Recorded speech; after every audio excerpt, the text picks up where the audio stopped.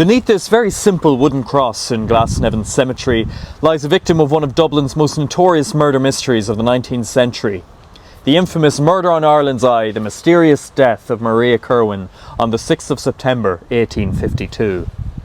Maria and her husband William were members of Dublin high society and were well known in social circles.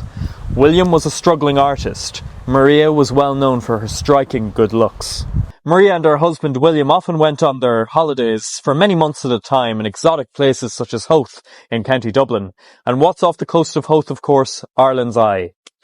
There, on the 6th of September 1852, they hired a boat to bring them over to the island. William spent the day painting, Maria spent the day swimming. When the boat returned, only William got off the island. Maria was nowhere in sight. William claimed that he was separated from his wife by a sudden rainstorm. A few hours later, however, Maria's body was discovered on the side of the sea, her body covered in scratches deemed to have been caused by the rocks on the seashore. Her body was laid to rest here in Glasnevin Cemetery. But, in the weeks and months which followed, rumours began to circulate that William had lived a double life. Maria wasn't the only woman in his life. For many years he was in a relationship with a woman by the name of Teresa Kenny, with whom he had 8 children.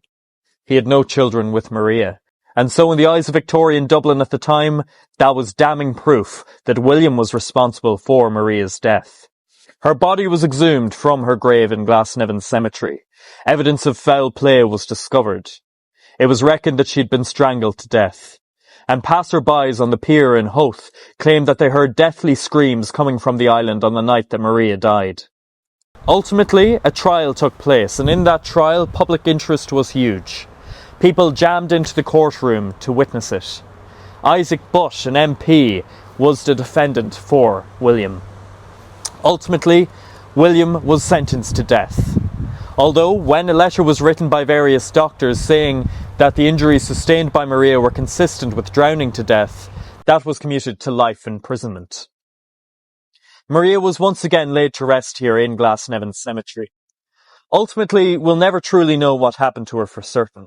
As you can probably imagine, most people are convinced that William was responsible for Maria's death. Although you have to consider that some legal experts claim that the evidence against him was largely circumstantial.